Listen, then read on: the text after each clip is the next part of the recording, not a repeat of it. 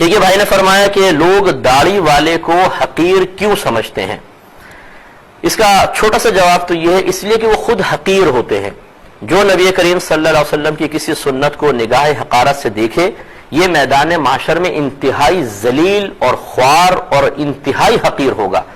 انتہائی حقیر۔ اس لیے کہ اللہ تبارک و تعالی نے اپنے حبیب کریم صلی اللہ علیہ وسلم کے لیے جو کچھ پسند فرمایا وہ سب سے افضل اور اولا ہے، اللہ تعالیٰ کا پسندیدہ ہے۔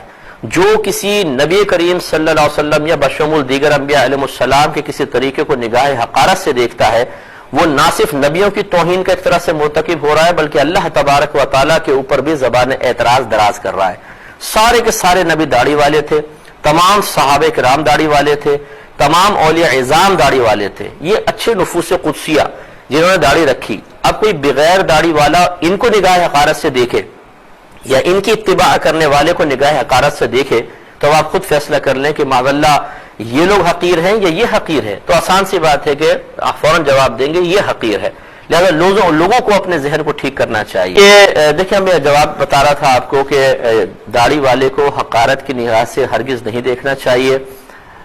یہ نبی کریم صلی اللہ علیہ وسلم کی سنت مبارکہ ہے۔ سرکار نے خود فرمایا داڑیاں بڑھاؤ، مونچھیں چھوٹی کرو اور یہودیوں کسی صورت مت بنو۔ لہذا جو اس طرح بالفرض اپنے دل میں خدا نہ خواستہ داڑھی شریف کے سلسلے میں کوئی حقارت محسوس کرتے ہیں، فوراً سے پیشتر اپنے قلب کا علاج کر لیں، ورنہ انجام بڑا دردناک ہے، یہ اچھی طرح سمجھ لیں۔ لیکن اس کے ساتھ ساتھ میں دوسری طرف یہ بھی گزارش کروں گا کہ داڑھی والے کو چاہیے کہ وہ بھی اپنی پھر داڑھی کا کچھ احترام کرے۔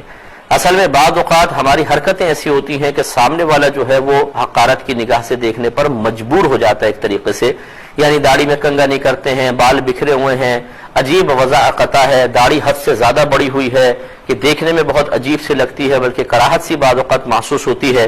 اب کوئی اس قسم کی حرکتوں کی وجہ سے داڑھی کو حقارت کی نگاہ سے دیکھ رہا ہے تو حقیقتاً وہ داڑھی کو نہیں دیکھ رہا، بلکہ ہمارے اس نامناسب رویے جو نظافت سے، سلیقے سے، قرینے سے ہٹ کر ہے، اسے دیکھ رہا ہے، اور اس میں پھر قصور اس داڑھی والے کا ہوگا۔ اس لیے جب نبی کریم صلی اللہ علیہ وسلم نے خود واضح طور پہ فرمایا کہ اپنے بالوں کا اکرام کرو، یعنی ان کی تعظیم کرو، اور پھر وضاحت فرمائی یعنی ان کو تیل لگاؤ اور کنگا کرو۔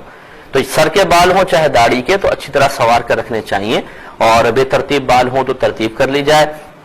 اور بہت زیادہ حد سے بڑھ چکے ہوں تو اس کو تھوڑا مختصر کیا جائے، اتنا مختصر کہ ایک مٹھی کم از کم ہو جائے، اس کے بعد آپ کٹوا سکتے ہیں اور اچھے انداز سے انسان رہے۔ پھر اس کے ساتھ ساتھ اور بہت سارے، اگر مارکیٹ میں بیٹھ کر کوئی داڑھی رکھی ہوئی ہے اور گندی گندی گالیاں بک رہا ہے، فراڈ کر رہا ہے، جھوٹ بول کے اپنا سودا بیچ رہا ہے، تو یہ بھی لوگوں کی طرف سے